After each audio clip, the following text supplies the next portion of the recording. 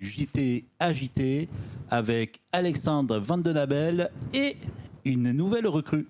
Eh oui.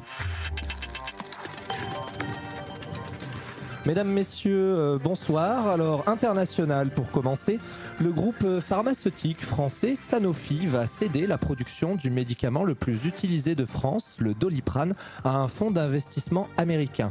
Alors que le deal est déjà conclu, la firme espère quand même obtenir la garantie que la production sera en France, que l'approvisionnement ne changera pas, que les stocks resteront suffisants. Voilà, c'est bien comme ça, les infos, Élise, ça marche ?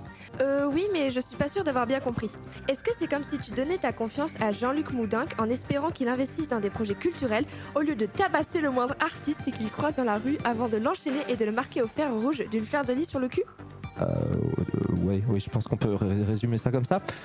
Santé, les céréales bio marque repère présents dans les Leclerc ont tous été rappelés à cause d'une contamination aux alcaloïdes tropaniques, des substances hallucinogènes pouvant provoquer des pupilles dilatées, une sécheresse de la bouche, des hallucinations, en bref, les effets d'une grosse soirée au LSD.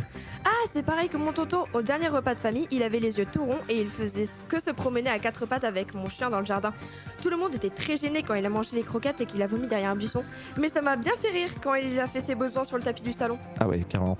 Ok, politique, le budget prévisionnel pour 2025 du Premier ministre Michel Barnier prévoit la suppression de 4000 postes d'enseignants et d'enseignantes, principalement en maternelle et en élémentaire. Une incohérence totale du gouvernement qui souhaite en parallèle une politique de natalité. On risquerait donc de se retrouver avec des classes de 65 enfants à gérer en même temps. Eh ben tiens, bientôt ils vont carrément demander à des ados comme nous d'aller s'occuper des gosses. Moi perso, j'ai ma technique toute prête. Ce sera un bol de céréales bio marque repère pour tous et hop, à l'assiette. Faites de beaux rêves les enfants. Ouais, je sais pas si c'est la meilleure idée. Ok, médias pour terminer. Tiffaine Osière, fille de Brigitte Macron, belle-fille d'Emmanuel Macron, sera la nouvelle chroniqueuse de l'émission Touche pas à mon poste de Cyril Hanouna. Voilà une magnifique preuve de la partialité politique des médias puisque cette avocate de profession... Une avocate qui choisit d'aller chez Cyril Hanouna. Attends, la meuf a fait des années d'études de ouf. Elle sert la justice. Elle a choisi finalement d'aller patauger dans le caca avec des débiles d'extrême droite. Ça n'a aucun sens. C'est comme si tu voulais devenir Premier ministre de la France et qu'au lieu de créer des postes de l'éducation, tu en supprimais.